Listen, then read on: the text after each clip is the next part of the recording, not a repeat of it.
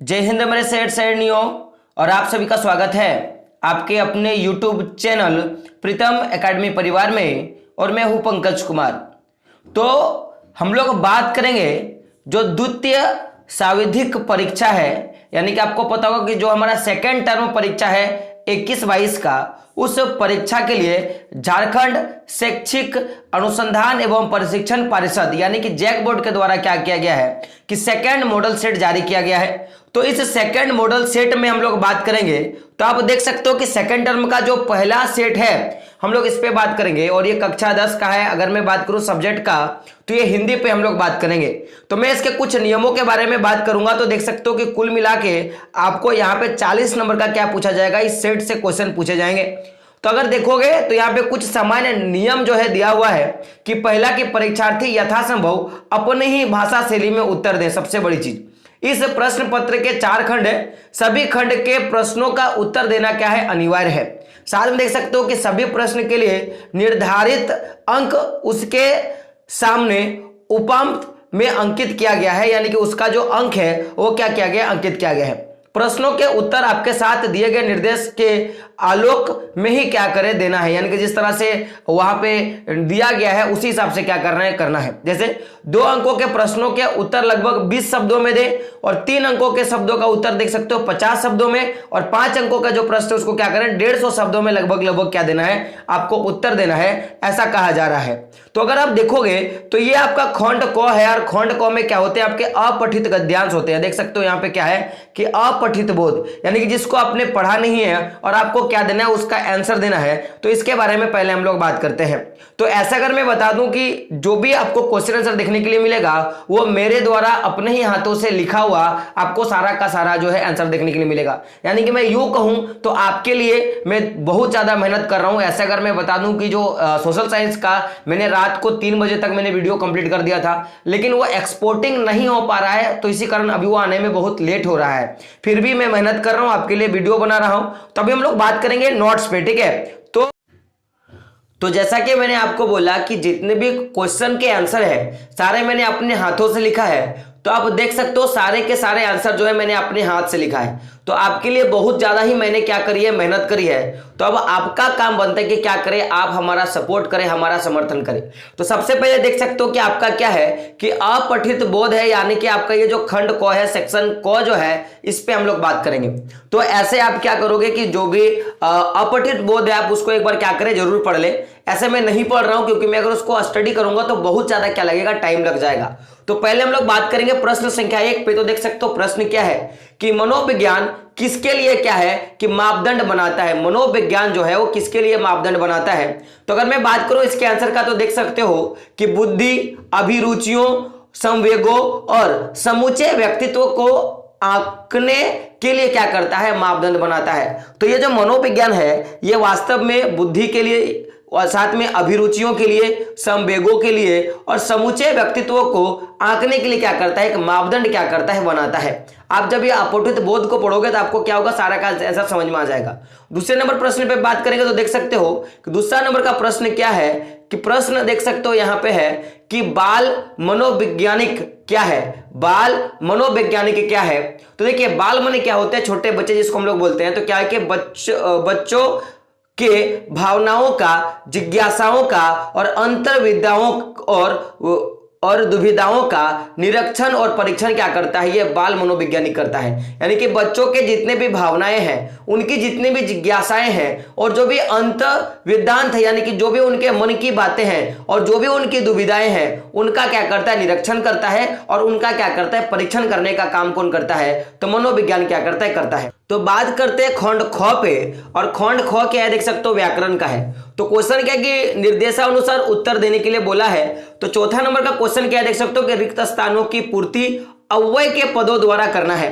तो देख सकते हो पहला जो क्वेश्चन वो क्या है कि दिन डैश ढल रहा है, दिन जो है डैश ढल रहा है, तो हम लोग बोल सकते हैं दिन जो है क्या हो रहा है कि धीरे धीरे, क्या बोलेंगे, दिन जो है वो धीरे धीरे क्या कर रहा है, ढल रहा है। तो ये धीरे धीरे क्या हो गया, एक अव्यय हो गया। फिर देख सकते हो वह नहीं पढ़ रहा है, तो बोलेंगे वो क्या, अधिक बोल सकते हैं हम लोग, क्या अधिक, वह क्या नहीं कर रहा है, अधिक नहीं पढ़ रहा है। तो इसका आंसर क्या हो जाएगा, इसका आंसर क्या हो जाएगा कि दिन जो है वो क्या हो रहा है, धीरे धीरे क्या हो जाएगा, धीरे धीरे ढल रहा है, धीरे धीरे क्या कर रहा है, दिन ढल रहा है। और बात करेंगे वो क्या नहीं करता है, अधिक नहीं पढ़ता है। तो बात करेंगे अगले क्वेश्चन पे, तो देख सकते हो क्वेश्चन क्या है कि अव्यय की परिभाषा दे। क्वेश्चन क्या है, अव्यय की परिभाषा दे। तो देख सकते हो अगर हम लोग बात करेंगे अव्यय की परिभाषा का, तो क्या हम लोग कह सकते हैं कि वे शब्द या रूप जिन पर लिंग वचन कारक आदि का कोई प्रभाव नहीं पड़ता है, उसे हम लोग क्या बोलते हैं, अव्यय बोलते हैं। तो क्या मैंने बोला कि वे शब्द या वे रूप जिन पर लिंग वचन कारक आदि का कोई प्रभाव नहीं पड़ता है, उसे क्या कहा जाता है, अव्यय कहा जाता है। बात करेंगे अगले क्वेश्चन पे, तो देख सकते हो क्वेश्चन नंबर 5 क्या है, क्वेश्चन नंबर 5 क्या है कि दशानन का समास विग्रह कर समास का नाम लिखिए। यानी कि सबसे पहले दशानन का क्या करना है, समास विग्रह करना है, और उसके बाद क्या करना है, उस समास का नाम लिखना है। तो दशानन का क्या अर्थ होता है कि 10 है आनंद जिनके, 10 है आनंद जिनके, और आनंद का मतलब क्या होता है, मुख या माथा जिसको हम लोग बोलते हैं या सिर बोलते हैं। तो 10 है आनंद जिसके अर्थात क्या हो जाएगा, रावण। तो ये जो 10 है आनंद जिनके, ये क्या हो जाएगा, कौन सा समास है, तो ये बहुब्रीहि समास है। कौन सा समास है, बहुब्रीहि समास है। तो रावण का जो समासिक विग्रह क्या हो जाएगा कि 10 है आनंद जिनके, और ये कौन सा समास का हो जाएगा, तो ये बहुब्रीहि समास का हो जाएगा। बात करेंगे आगे, तो देख सकते हो अब हमारे पास क्या रहा है, खंड गो आ रहा है। हम लोग बात करेंगे खंड गो पे, किस पे बात करेंगे, हम लोग खंड संख्या गो पे बात करेंगे। और ये जो खंड गो है, ये पाठ्य पुस्तक के क्या है, प्रश्न क्वेश्चन जो है दिए जाते हैं। तो देख सकते हो क्वेश्चन क्या लिखा है कि निम्नलिखित प्रश्नों के क्या देना है, उत्तर देना है। और आप देख सकते हो आपका जो क्वेश्चन है, या मैं बात करूंगा कि प्रश्न संख्या, आप देख सकते हो कि प्रश्न संख्या 6 पे हम लोग बात करेंगे। और प्रश्न संख्या 6 क्या है, देख सकते हो कि छाया को छूने से कवि का क्या आश्रय है, कि छाया को छूने से कवि का क्या आश्रय है, वो छाया को छूने से क्यों मना कर रहा है, हम लोग इस पे बात करेंगे। तो देख सकते हो इसका आंसर क्या होगा, यहां पे मैंने इसका आंसर लिखा है। तो कविता के माध्यम से कवि यह कहना चाहता है कि खुश सुख और दुख दोनों ही उपस्थित हमारे जीवन में है। भाई आप देख सकते हो कि हर व्यक्ति के पास सुख और दुख दोनों ही लगा होता है। तो कविता अतीत की स्मृतियों को भूल वर्तमान का सामना कर भविष्य का वर्णन करने का संदेश देती है। तो ये जो कविता है वो हमें क्या बोलता है कि देखिए जिंदगी में सुख और दुख तो दोनों पड़ा हुआ है, तो हम क्या करेंगे कि हमारी वर्तमान स्थिति को देखेंगे। ऐसा नहीं कि अभी अगर हम लोग सुखी हैं तो हम लोग क्या करेंगे, जो दुख को भूल जाएंगे, है ना। यानी कि अगर अभी हम लोग सुखी है तो कभी भी दुख को याद नहीं करेंगे, या अगर हम लोग अभी दुखी हैं तो कभी भी हम लोग सुख को नहीं याद करेंगे, बल्कि वर्तमान जो हमारी स्थिति चल रही है उसको लेकर क्या करेंगे, हम लोग आगे बढ़ेंगे। तो ये तो रहा कि भाई कि छाया मत छूना से क्या आश्रय है। लेकिन अगर हम लोग बात करेंगे इसी का दूसरा क्वेश्चन का कि वो छाया को छूने से क्यों मना कर रहा है, तो इस पे हम लोग बात करेंगे। तो समझिएगा कि छाया छूने से मना करने का कारण क्या है कि कवि के शब्दों में इससे दुख देना होता है। यानी अपने सुख के समय में अपने दुख कष्ट भरे जीवन को कोई याद नहीं करता, ऐसा कहा जा रहा है। यानी कि जब आप दुखी होते हो, जब आप सुखी होते हो तो कभी भी क्या करते हो कि दुख वाले जिंदगी को आप याद नहीं करते हो। इसलिए कवि ने कहा कि कोई भी छाया को छूना नहीं चाहता है। बात करेंगे अगले क्वेश्चन पे, तो देख सकते हो ये अथवा क्वेश्चन है। और क्वेश्चन क्या है कि हर चंद्रिका में छिपी एक रात कृष्णा है, इस पंक्ति का आशय क्या है। ये जो पंक्ति है कि हर चंद्रिका में छिपी एक रात कृष्णा है, इसका क्या मतलब है। तो देख सकते हो इसका आंसर क्या है कि इस पंक्ति के माध्यम से कवि यह बताना चाहता है कि जिस प्रकार हर चांदनी रात के बाद अमावस्या की रात अवश्य ही आती है। आपको पता होगा कि हर चांदनी रात के बाद क्या आता है, एक अमावस्या की रात आता है। उसी प्रकार मानव जीवन में सुख के बाद क्या आता है, दुख का आना क्या है कि अवश्य ही संभव है। यानी कि जिस तरह से एक पूर्णिमा के बाद अमावस्या आता है, उसी तरह क्या होता है कि मानव जीवन में सुख के बाद दुख जो है वो आता ही है। अतः मनुष्य को सुख के बाद दुख सहने के लिए क्या होना चाहिए कि तैयार रहना चाहिए। कवि ये बोल रहा है कि हमें क्या करना चाहिए कि सुख के बाद दुख सहने का और दुख के बाद सुख सहने का क्या होना चाहिए, हम लोग क्या होना चाहिए, रेडी होना चाहिए, हमें तैयार होना चाहिए। बात करेंगे आगे, तो देख सकते हो ये क्या है, प्रश्न संख्या 7। हम लोग बात करेंगे प्रश्न संख्या 7 पे। और क्वेश्चन क्या है कि कन्यादान के समय मां के दुख को प्रामाणिक क्यों कहा जाता है, कि मां के दुख को प्रामाणिक क्यों कहा जाता है, हम लोग इस पे बात करेंगे।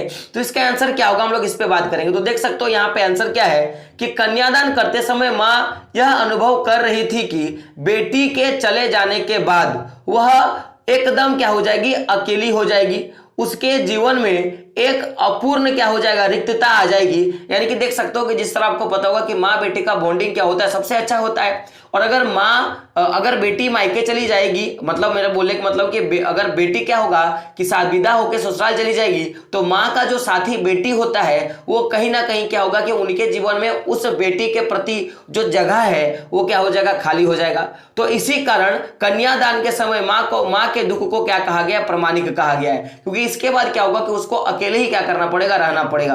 बात करेंगे आगे। तो देख सकते हो 8वां नंबर का प्रश्न क्या है कि लेखक ने फादर बुल्के को मानवीय करुणा की दिव्य चमक क्यों कहा है। तो ये जो लेखक ने फादर जो बुल्के है उसको मानवीय करुणा की दिव्य चमक क्यों कहा है, इसके बारे में हम लोग बात करेंगे। तो देख सकते हो क्या है कि फादर बुल्के के मन में अपने प्रियजनों के लिए असीम ममता और क्या है, अपनत्व है। यानी कि जो भी फादर बुल्के वो उनके जो भी उनके प्रियजन है, यानी कि जिनको भी वो प्यार से अपना समझते हैं, उनके लिए क्या है कि माँ के जैसा ममता है और उनको क्या मानते हैं, अपना मानते हैं। इसलिए लेखक ने फादर बुल्के को मानवीय करुणा की क्या कहा है, दिव्य चमक बोल के बुलाया है या उनको संबोधित किया है। बात करेंगे अगले क्वेश्चन पे। तो ये जो प्रश्न, ये अथवा प्रश्न है, तो ये अथवा प्रश्न क्या है, इस पे हम लोग बात करेंगे। तो देख सकते हो क्या है कि लेखिका मन्नू भंडारी के व्यक्तित्व पर किन किन व्यक्तियों का किस रूप में प्रभाव पड़ा, इसके बारे में हम लोग बात करेंगे। तो देख सकते हो इसका आंसर क्या है कि ये जो बात करेंगे कि लेखिका के व्यक्तित्व पर मुख्यतः 2 व्यक्तियों का क्या था, प्रभाव पड़ा है। 2 व्यक्ति का, एक तो उनके पिताजी का और दूसरे उनकी शिक्षिका जो उनकी शिक्षिका यानी कि उनकी जो टीचर है, क्या नाम है, शीला अग्रवाल, दोनों का क्या पड़ा है, बहुत ज्यादा प्रभाव पड़ा है। तो पहले बात करेंगे पिताजी का। तो देख सकते हो क्या है कि लेखिका के जीवन पर पिता का ऐसा प्रभाव पड़ा कि वे हीन भावना से, देख सकते हो, हीन भावना से ग्रसित हो गई। इसी के परिणाम स्वरूप उसमें आत्मविश्वास की क्या आ गया है कि कमी आ गई है। तो जिस तरह से पिता के जीवन को उसने देखा और जिस तरह से पिता के जीवन से उसने प्रेरणा पाया, तो उससे उनका जो जीवन है वो क्या हो गया, हीन भावना, जैसे कि मैं कुछ नहीं कर सकता, मेरे से कुछ नहीं होगा, इस तरह की बातों पे क्या हो गया, वो अग्रसर हो गई और जो उसका आत्मविश्वास है वो उसमें क्या आ गई, कमी आ गई। लेकिन हम लोग बात करेंगे शिक्षिका का, और शिक्षिका कौन है, देख सकते हो, शीला अग्रवाल का प्रभाव। तो शीला अग्रवाल की जोशीली बातों ने एक और लेखक को, देख सकते हो आगे क्या है कि एक और लेखक के आत्मविश्वास को पुनः लौटाया है, तो दूसरी तरफ देश प्रेम की अनुकृति भावना को क्या है कि उचित माहौल में पैदा कर दिया है। तो एक तो पहले क्या किया कि जो पिताजी से बातें सुनकर या पिताजी के कारण जो उसका आत्मविश्वास डाउन हो गया है, वो क्या हो गया, वो उत्तेजित हो गया, और साथ में देश के लिए क्या हो गया कि इनका जो प्रेम है वो ज्यादा मात्रा में क्या है, उमड़ कर आया है। बात करें आगे। तो देख सकते हो प्रश्न संख्या 9 पे कि सुशील वाद्य से क्या अभिप्राय है, सुशील वाद्य से क्या अभिप्राय है, और शहनाई को सुशील वाद्य में शाह की उपाधि क्यों दी गई होगी, इसके बारे में हम लोग बात करेंगे। तो देख सकते हो आंसर क्या है कि सबसे पहले हम लोग बात करेंगे। तो देख सकते हो कि शहनाई शहनाई अर्थात सुशील वाद्य में शाह की उपाधि दी गई है। तो आखिर क्यों, तो समझिएगा कि 16वीं शताब्दी के उत्तरार्ध में तानसेन के द्वारा आप क्या कर सकते हो कि देख सकते हो कि तानसेन के द्वारा है ना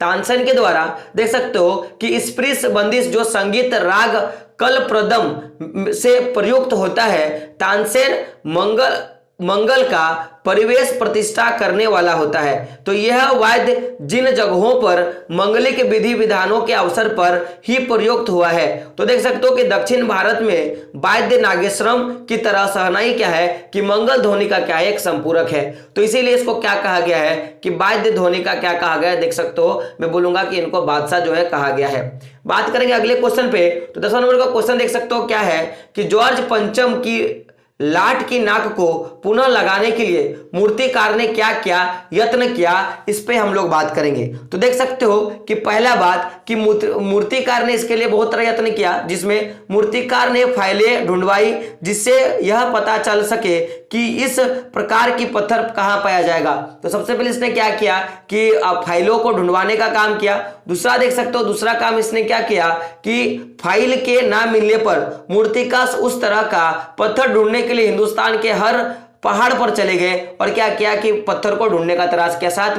साथ में उसने अपने देश के सभी नेताओं की नाक की माप ली, और अगर उसका नेताओं का नाप मिल जाता तो क्या करता, लगा देता। और साथ में देख सकते हो कि नेताओं की मूर्ति ढूंढते तथा नाक नापते नापते देश के हर प्रांत और कोने में क्या किया गए थे कि वो घूम के आ गए थे। साथ में आप देख सकते हो कि उसने क्या किया कि सन 42 में शहीद हुए बच्चों की स्थापित मूर्तियों की नाक को भी उसने क्या किया था, नाप लिया था कि काश अगर मिल जाए तो क्या करूंगा, मैं लगा दूंगा। और अंततः उसने क्या किया कि देश के किसी जिंदा आदमी की जिंदा नाक को क्या किया, लगाने का प्रयास किया, और इसमें क्या हो गया, वो सफल हो गया। तो ये तो पूरा का पूरा जॉर्ज पंचम के बारे में हम लोगों ने बात कर लिया। अब हम लोग बात करेंगे, देख सकते हो कि खंड खो पे बात करेंगे। किस पे हम लोग बात करेंगे, खंड खो पे हम लोग बात करेंगे। तो खंड खो देख सकते हो रचना का है। तो प्रश्न क्या है, देख सकते हो कि अपने मोहल्ले में नियमित आपूर्ति हेतु, है ना, नियमित आपूर्ति हेतु सहायक विद्युत अभियंता को एक क्या करना है, पत्र लिखना है। तो यहाँ पे थोड़ा विद्युत छूट गया है, क्या है यहाँ पे विद्युत जो है क्वेश्चन में मैंने छोड़ दिया है। तो अपने मोहल्ले में नियमित विद्युत आपूर्ति हेतु सहायक विद्युत अभियंता को क्या करना है, एक अनुरोध पत्र लिखना, ये है। तो देख सकते हो ये पत्र है। तो पत्र को लिखने का तरीका जैसे मैंने लिखा है सेम उसी तरह लिखिएगा। तो देख सकते हो क्या कि सेवा में सहायक अभियंता बिजली विभाग धनबाद। तो हम लोग इस पे बात करेंगे विषय कि बिजली आपूर्ति की समस्या के लिए पत्र, आपको पता होगा। तो हम लोग बात करेंगे पूरे के पूरे पे। देख सकते हो क्या है कि महाशय, हम सभी तोपचांची नगर के निवासी आपको सूचित करना चाहेंगे कि हमारे इलाके में घंटों तक बिजली नहीं आती। हम पिछले 1 वर्ष से शिकायत कर रहे हैं, लेकिन इसका कोई अस्थायी निवारण नहीं हो सका है। शाम के समय तो नियमित बिजली नहीं आती है, रात को अगर बिजली आती भी है तो वोल्टेज इतना धीमा होता है कि उससे बत्ती पंखे कुछ भी नहीं चल पाते। अब तो समस्या और भी विकट हो गई है, क्योंकि अगले सप्ताह क्या है कि बच्चों की परीक्षा शुरू होने वाली है। तो देख सकते हो कि इसीलिए हम सभी आपसे अनुरोध करते हैं कि हमारी समस्या का जल्दी से जल्दी क्या करें, निवारण करने की कृपा करें। हम आपकी इस तरह की मदद के लिए क्या रहेंगे, आभारी रहेंगे। और आप देख सकते हो यहाँ पे मैंने क्या लिखा है कि आपके आभारी, है ना, समस्त तोपचांची नगर निवासी, मैंने ये लिखा है। यहाँ पे कभी भी आप अपना नाम ना लिखें। आप देख सकते हो। अब अथवा जो क्वेश्चन है क्या है कि मेधा छात्रवृत्ति परीक्षा में सफल होने पर अपने मित्र को क्या देना है, बधाई पत्र लिखना है। इस तरह का एक आपका पत्र जो है लेटर आया हुआ है। तो देख सकते हो कि मैंने क्या लिखा कि सेक्टर 2 तोपचांची नगर धनबाद, ये झारखंड। आपने कहां से ये लेटर आपने लिखा है वो आपको यहाँ पे क्या करना पड़ेगा, लिखना पड़ेगा। यहाँ पे आपको डेट लिखना पड़ेगा। तो डेट मैंने आज के डेट पे लिखा है, तो 13 फरवरी 2022। देखो मैंने क्या लिखा है कि प्रिय मित्र, आशा करते हैं कि तुम और तुम्हारा परिवार स्वस्थ एवं सुखी होंगे, है ना। यहाँ भी सब कुशल मंगल है। कल मुझे रितिका ने बताया कि तुम्हारे मेधा छात्रवृत्ति परीक्षा में सफल होने वाली बात बताई, है ना। तो तुम्हारे, यानी कि मैंने क्या लिखा कि कल ही मुझे रितिका ने बताया कि तुम्हारे मेधा छात्रवृत्ति परीक्षा में सफल होने वाली बात बताई। तो मुझे जानकर बहुत ही खुशी हुई, है ना, कि तुम अपने लक्ष्य में सफल हो गए हो। तुम्हें इस सफलता के लिए मेरे तरफ से हार्दिक बधाई, और आशा करता हूं कि तुम अपने जीवन में इसी तरह का आप देख सकते हो कि सफलता प्राप्त करते रहोगे। इस तरह की मैंने बातें कही। साथ में आप देख सकते हो कि लास्ट में क्या लिखना पड़ेगा, आपको अपना नाम लिखना पड़ेगा। जो भी लेटर लिखता है तो तुम्हारा मित्र क ख ग, यानी कि मैं इस तरह से मैं अपना जो है यहाँ पे कोटेशन लिख सकता हूँ। बात करेंगे अगले क्वेश्चन पे। तो देख सकते हो 12 नंबर का क्वेश्चन क्या है कि दिए गए संकेत बिंदु के आधार पर एक विषय पर क्या लिखना है, निबंध लिखना है। तो पहला विषय क्या है, देख सकते हो कोविड से सुरक्षा, और इसमें क्या क्या संकेत है। तो कोविड क्या है, सुरक्षा के उपाय, लापरवाही और नतीजा और निष्कर्ष। ठीक है, तो पहले बात करेंगे कोविड से सुरक्षा पे हम लोग बात करेंगे। देख सकते हो मैंने यहाँ पे क्या लिखा है कि पहली बात कि कोविड क्या है। तो कोविड का दूसरा या लोकप्रिय नाम क्या है, कोरोना है। यह एक प्राण घातक रोग है। यह रोग चीन के वुहान शहर से शुरू होकर पूरे विश्व में फैल गया है। और WHO ने इस बीमारी को क्या देख सकते हो कि महामारी घोषित कर दिया है, मैंने इसके बारे में लिखा। बात करेंगे सुरक्षा के उपाय का, तो देख सकते हो मैंने क्या लिखा है कि इससे बचने का सबसे अच्छा उपाय है बचाव तथा सतर्क रहें। पहला तो भाई खुद से बचाव करें और सतर्क रहें, तो स्वस्थ रहें तथा क्या करें, सोशल दूरी क्या करें, बना के रखें। और आपको पता होगा कि एक मैंने पॉइंट छोड़ दिया कि आपको क्या करना है कि मास्क लगाना है। क्या करना है? मास्क लगाना है। तो इसीलिए मैंने क्या लिखा कि सोशल डिस्टेंसिंग आपको क्या करना है, पालन करना है। आगे देख सकते हो, अगर मैं बात करूंगा अगले पॉइंट पे कि लापरवाही का नतीजा, तो कोरोना से संक्रमित होने के 4 से 14 दिन में इसके प्रभाव नजर आते हैं। यह एक ऐसी बीमारी है जो सीधे तौर पर आपके श्वसन तंत्र को क्या करती है, प्रभावित करती है, जिससे आप अपनी जिंदगी क्या कर सकते हो, खो सकते हो। हम लोग बात करेंगे निष्कर्ष के बारे में। तो भाई क्या निष्कर्ष निकला कि भारत के सभी वासियों के लिए एक चुनौती है कि जल्दी से जल्दी आप इस चुनौती को क्या करना है, देख सकते हो कि पूरा सामना कीजिए। देश के लिए, समाज के लिए, अपने परिवार के लिए और अपने देश की सुरक्षा के लिए क्या करना है कि आपको क्या करना है कि एक इंसान के हाथ में है कि आप ही क्या कर सकते हो, इसको बचा सकते हो। देख सकते हो अंततः मैंने क्या लिखा है कि कोरोना नहीं है बड़ी बीमारी, समय पर इलाज करना है जरूरी। आपको क्या करना है कि आपको समय पर क्या करना है, इलाज करना है, ये कोई बड़ी बीमारी नहीं है। बात करेंगे अगले, तो आप देख सकते हो अगला जो ख नंबर है वह सहरूल पे निबंध लिखने के लिए बोला है। तो इसमें पर्व का परिचय देना है, कैसे मनाया जाता है और क्यों मनाया जाता है, और लास्ट में क्या देना, निष्कर्ष, इसके बारे में बात करना है। तो सबसे पहले हम लोग बात करेंगे परिचय के बारे में। तो सहरूल पता है कि उराव नामक आदिवासियों का सबसे बड़ा त्योहार है। यह त्योहार कृषि आरंभ का क्या है, करने का पर्व है। इस पर्व को सरना के सम्मान में क्या किया जाता है, मनाया जाता है। तो बात करेंगे भाई कैसे मनाया जाता है, इसके बारे में बात करेंगे। तो देख सकते हो क्या लिखा है कि निश्चित दिन, कोई भी एक निश्चित दिन होगा, जैसे काली पूजा के समय होता है, मनसा पूजा का होता है, उसी तरह का दुर्गा पूजा का। तो निश्चित दिन गांव का पुरोहित, जिसे पाहन कहते हैं, सरना पूजन करता है। सरना क्या है भाई? तो सरना वह पवित्र कुंज है जिसमें कुछ साल वृक्ष होते हैं। यह पूजन स्थान का कार्य क्या करता है। तो इस अवसर पर मुर्गों की बलि दी जाती है तथा देख सकते हो हड़िया क्या होता है, जानते हो कि चावल से बनाया गया मध होता है, का क्या किया जाता है कि अर्घ दिया जाता है, यानी कि उनको क्या किया जाता है, चढ़ाया जाता है। तो ये तो बात रहा कि भाई कैसे मनाते हैं। बात करेंगे क्यों मनाया जाता है। तो वसंत ऋतु में जब पेड़ पतझड़ में अपनी पुरानी पत्तियों को गिराकर टहनियों पर नए नए पत्तियां लाने लगती है, तब सहरूल का पर्व मनाया जाता है। लोगों को लगता है कि ईश्वर को खुश करने से उन पर ईश्वर की कृपा होगी तथा उन पर धन धान्य की क्या होगी कि असीम कृपा होगी, और इस पर क्या करेगा, उनका धन धान्य से उनका घर भर देगा। यानी कि अंततः अगर निष्कर्ष का बात करेंगे तो निष्कर्ष देख सकते हो कि यह एक प्राकृतिक देवी की पूजा है जो सदियों से चलते आ रहा है। इसमें लोगों की भावना जुड़ी है तथा इस पर्व से आदिवासियों तथा उनकी अस्मिता को क्या कर सकते हैं, बचाना चाहिए कि इस तरह के पर्व जो है हमें अक्सर क्या करना चाहिए, मनाना चाहिए। बात करेंगे 13 नंबर प्रश्न पे। तो देख सकते हो कि स्वास्थ्यवर्धक पेय सामग्री बनाने वाली कंपनी की ओर से लगभग 50 शब्दों में क्या करना है, एक विज्ञापन को देना है। तो देख सकते हो अगर हम लोग बात करेंगे, जैसे कि मैंने एक न्यूट्रीमा करके मैंने एक प्रोडक्ट, मान लो कि मैंने एक प्रोडक्ट है न्यूट्रीमा करके, तो इसके बारे में कैसे बनाएंगे, देख सकते हो कि पौष्टिक भी है और हेल्दी भी है, स्वाद में क्या है, भरपूर है, मीठे मीठे टेस्टी ड्रिंक का है ना, मजा लीजिए जरूर। तो मैंने क्या लिखा है, देख सकते हो इस तरह का मैंने एक लाइन लिखा है कि पौष्टिक भी है और हेल्दी भी है, स्वाद में क्या है, भरपूर है, और मीठे मीठे टेस्टी ड्रिंक का मजा लीजिए जरूर। तो देख सकते हो साथ में इस तरह का जो बहुत तरह की बातें जो है कही जाती है। अब देख सकते हो मैंने यहाँ पे क्या कहा कि आपको दे नई स्फूर्ति और ताजगी, आपका स्टेमिना बढ़ाए, दूध, बादाम, काजू और अन्य बहुत सारे पौष्टिक तत्वों के गुणों से है ना युक्त न्यूट्रीमा को अपने दिनचर्या का क्या करें, हिस्सा बनाएं। इस तरह का देख सकते हो मैंने कोटेशन लिखा, अपने दिन की शुरुआत न्यूट्रीमा से करके रहे दिन भर उस क्या है तुर्तवान, यानी कि आप क्या कर सकते हो कि फुर्तीवान आप रह सकते हो, ऐसा मैंने कहा है। तो इस तरह से मैंने क्या किया है, देख सकते हो कि न्यूट्रीमा के बारे में लिखा, साथ में मैंने इसके पैकेजिंग के बारे में लिखा कि 500 मिलीलीटर से 1 लीटर से कितना 1.5 मिलीलीटर, और मैं बोलूंगा कि 2 मिलीलीटर के पैक क्या है हमारे पास उपलब्ध है, और आज ही क्या करें, अपनी नजदीकी दुकान से क्या करें, इसको मंगा ले या ले ले। तो ये तो रहा पूरा का पूरा हम लोगों ने ये जो टर्म 2 का जो हिंदी का सेट 1 है उसके बारे में मैंने पूरा का पूरा वीडियो ले लिया। वीडियो कैसा लगा आपको कमेंट बॉक्स में बताना है। साथ में इसका जो पीडीएफ है आपको टेलीग्राम जो चैनल है जो हमारा है उस पर आपको मिल जाएगा। तो जो लोग टेलीग्राम से नहीं जुड़े वो जुड़ जाए, वहां पे क्या मिलेगा आपको, ये पीडीएफ जो है उपलब्ध करा दिया जाएगा। और जो भी चैनल पे नए हैं, फर्स्ट टाइम हमारे चैनल को विजिट कर रहे हैं, तो अभी तक अगर आपने हमारे चैनल को सब्सक्राइब नहीं किया है तो क्या करें, सब्सक्राइब करें और जो बेल का आइकन होता है उसको भी क्या करें, जरूर प्रेस कर दे, ताकि जितना भी वीडियो प्रीतम एकेडमी कोर्स से डाला जाएगा उसका नोटिफिकेशन क्या होगा, आपको सबसे पहले मिलेगा और सबसे पहले क्या कर पाओगे, आप सीख पाओगे। तो दोस्तों मिलते हैं अगले वीडियो में, तब तक के लिए जय हिंद, जय भारत और आपका दिन शुभ हो।